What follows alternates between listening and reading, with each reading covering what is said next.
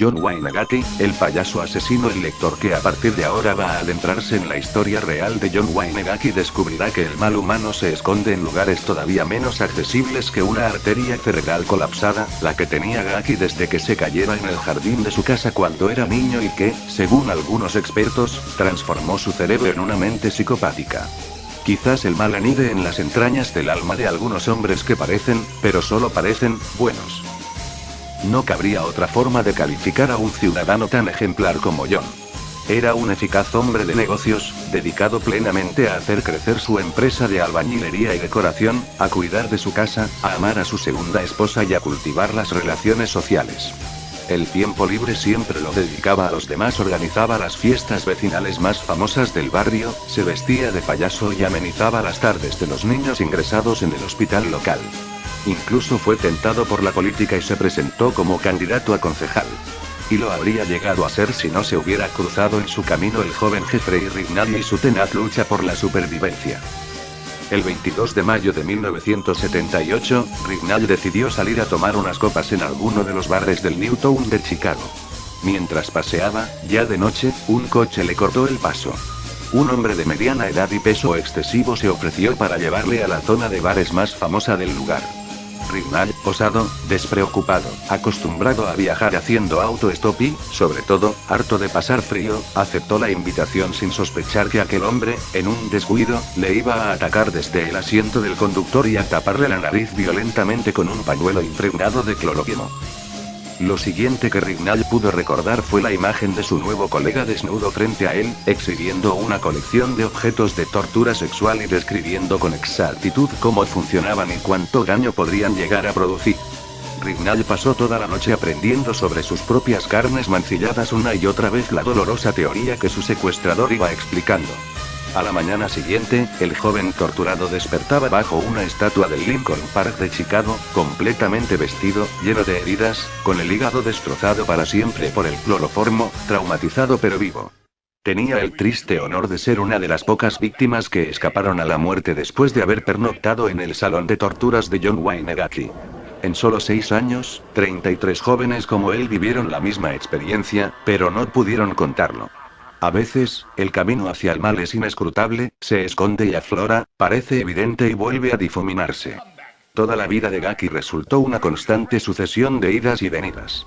Fue torpe en los estudios, se matriculó en 5 universidades y tuvo que abandonarlas todas. Sin embargo, terminó su último intento de estudiar ciencias empresariales y se licenció con brillante. Hasta llegó a ser un hábil hombre de negocios. Se enroló en cuantas asociaciones caritativas, cristianas y civiles pudo, pero mantuvo una oscura relación con su primera esposa, llena de altibajos y cambios de temperamento. Tuvo 2 hijos a los que amó y respetó, sin que eso nublara un ápice su eficacia para atraer y matar a otros adolescentes. Resulta, incluso, paradójico que un hombre obeso y aquejado de graves problemas en la espalda fuera capaz de atacar, maltratar, matar y enterrar a jóvenes llenos de vigor. Pero lo hizo una y otra vez, hasta en 33 ocasiones. Pero si fue doloroso encontrar los cadáveres de 33 jóvenes incautos, peor resultó saber que su asesino ya había dado muestras de lo que era capaz de hacer. Poco después de casarse por primera vez, comenzaron a circular insistentes rumores sobre la tendencia de Gacy a rodearse de jóvenes varones. Rumores que sus vecinos vieron confirmados cuando el amable John fue acusado formalmente por un juez de violentar sexualmente a un niño de la ciudad de Waterloo. Él siempre sostuvo que las acusaciones no eran más que un montaje creado por el sector crítico de una de las asociaciones cívicas a las que pertenecía. Pero 4 meses más tarde, la mesa del juzgado recibía la documentación de una nueva denuncia. La propia víctima del supuesto ataque sexual había sido apaleada. El agresor, un joven de 18 años con dudosa reputación, declaró que fue Gacy quien le pagó para escarmentar al niño que le acusaba. El caso estaba claro, Gacy fue sentenciado a 10 años de prisión en la penitenciaría de Iowa. La historia de un asaltador de menores parecía tocar felizmente a su fin, cuando en realidad, no había hecho más que empezar. Incomprensiblemente, Gacy salió de la cárcel 1 año y medio después, aireando un indulto concedido en atención a su buen comportamiento y las evidentes muestras de reforma dadas por el reo. El juez no tuvo duda de que aquel preso de 27 años se había transformado en otro hombre. Lo que no supo hasta 3 años después es que el nuevo John Wayne Gacy era aún peor. Gaki no solo se las arregló para engañar al juez, también engañó a los vecinos de Sumerdale Avenue que lo acogieron en su segunda vida. A Lily Grexa, una mujer divorciada y madre de 2 hijos que se enamoró de él y aceptó su propuesta de matrimonio. A los clientes de una brillante empresa de reformas de albañilería que él mismo montó y, lo que es peor, a decenas de jóvenes varones que acudían a casa de Gaki bajo la promesa de un trabajo bien remunerado como albañiles. La vida social del hombre que los fines de semana se vestía de payaso para entretener a los niños enfermos en varios hospitales subía como la espuma. 2 de sus fiestas más sonadas, una al estilo vaquero y otra hawaiana, llegaron a congregar en su casa a más de 300 personas.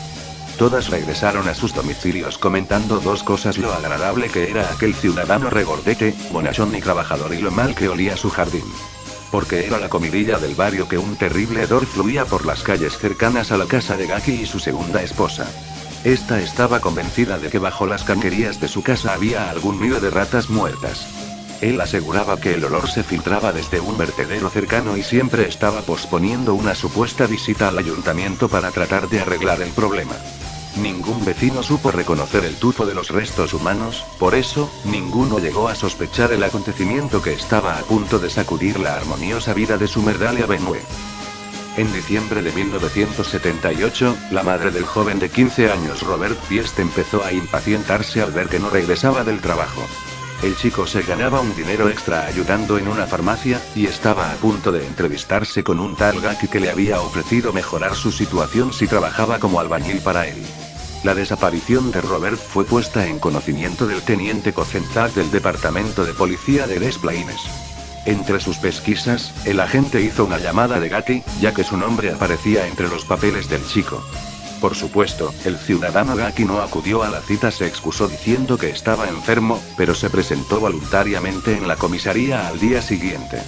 Para entonces, el teniente se había encargado de estudiar el historial penal de aquel hombre sentenciado e indultado por asaltar a un menor.